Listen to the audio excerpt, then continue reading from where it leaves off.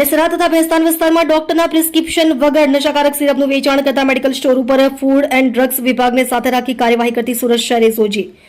SOG police inspector Shri નાઓએ સુરત શહેર વિસ્તારમાં આવી નશા માટે ઉપયોગમાં લેવાતી ટેબ્લેટ સિરપ વેચાણ કરતા હોય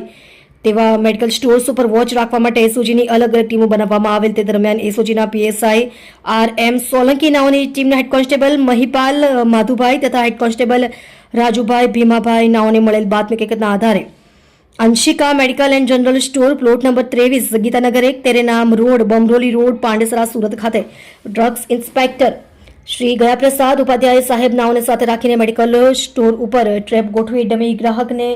મોકલતા મેડિકલ સ્ટોરના સંચાલક શ્રી અભિષેક આલોક શાહ ઉંમર વર્ષ 26 ધંધો મેડિકલ દુકાન રહે 43 તુલસીધામ સોસાયટી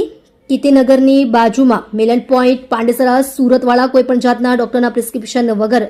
નશાયુક્ત દવા ડ્રગ્સનું વેચાણ પોતાના મેડિકલ સ્ટોર ઉપર કરેલ, જેથી ઉપરોક્ત ટીમ દ્વારા તેના મેડિકલ સ્ટોર ઉપર ટ્રેપ ગોઠવી રેડ કરી નશો કરવા માટે ઉપયોગમાં લેવાતી પ્રિસ્ક્રિપ્શન વગર વેચાણ કરાતી કોડિન ફોસ્ફાઇટ સિરપ નંગ 16 જેની કિંમત ₹1648ની મત્તાની મળી આવેલ છે. બાદ એસઓજીના એએસઆઈ ચલુભાઈ મગનભાઈ તથા હેડ કોન્સ્ટેબલ રામજીભાઈ મોહનભાઈ નાઓને મળેલ બાતમી હકીકતના આધારે ભેસ્તાન પોલીસ સ્ટેશન હદ વિસ્તારમાં આવેલ ક્રિષ્ના મેડિકલ સ્ટોર ઉપર ટ્રેપ ગોઠવી ડમી ગ્રાહકને મોકલતા મેડિકલ સ્ટોરના સંચાલક શ્રી મુકેશ ધર્માનંદ શાહવાળા કોઈપણ જાતના ડોક્ટરના પ્રિસ્ક્રિપ્શન વગર નશાયુક્ત દવાનું વેચાણ પોતાના મેડિકલ સ્ટોર ઉપરથી કરેલ, જેથી તે મેડિકલ સ્ટોર પર રેડ કરી નશો કરવા માટે ઉપયોગમાં લેવાતી પ્રિસ્ક્રિપ્શન વગર વેચાણ કરાતી કોડિન ફોસ્ફાઇટ સિરપ નંગ 2 જેની કિંમત ₹206ની મત્તાની મળી આવેલ છે. ઉપરોક્ત મેડિકલ સ્ટોરમાંથી મળી આવેલ અને પ્રિસ્ક્રિપ્શન વગર વેચાણ કરાતી સિરપ તથા ટેબ્લેટના જથ્થા બાબતે ફૂડ એન્ડ ડ્રગ્સ વિભાગ દ્વારા આગળની તપાસ હાથ ધરેલ છે. તેમજ તેઓની તપાસ દરમિયાન ગેરકાયદેસર જણાય આવ્યાથી